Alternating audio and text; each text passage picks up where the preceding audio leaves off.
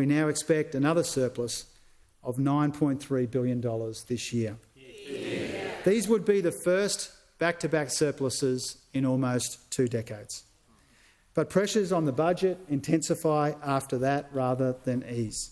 We're expecting a deficit of $28.3 billion in 24-25, but a stronger fiscal outcome in every year compared to when we came to government. Yeah. On our watch, the budget is $215 billion stronger over the 6 years to 2027-28. Gross debt is now expected to peak at 35.2% of our economy in 26-27 before declining to 30.2% by 2034-35. This year, gross debt will be $904 billion instead of the more than $1 trillion that we inherited. And that means debt is $152 billion lower. A stronger budget means we save around $80 billion in interest costs over the decade. These are the dividends of our responsible economic management. We've found $27.9 billion in savings and reprioritisations in this budget and $77.4 billion since the election.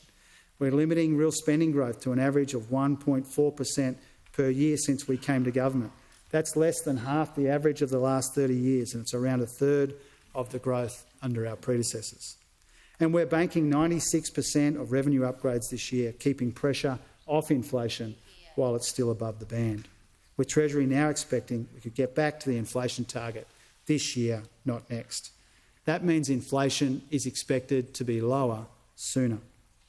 And we've achieved all of this despite much smaller revenue upgrades in the budget and still providing an extra $3 billion to ensure Australians, including our veterans, receive better essential services. So, Mr Speaker, the story of Australia is more than a tale of the challenges that we have endured. And in our future, we need to strive for something more than muddling through or making do. This budget shows that we are realistic about the pressures that people face right now, and we are optimistic about the future.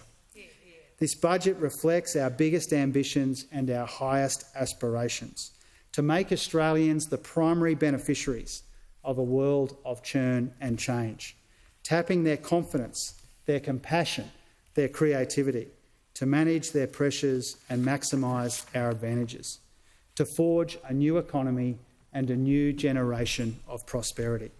And in that effort, to make Australians and Australia more secure in the bigger opportunities that we shape and in the future that we make together. And that's why I commend this bill, Mr Speaker, and this budget to the House.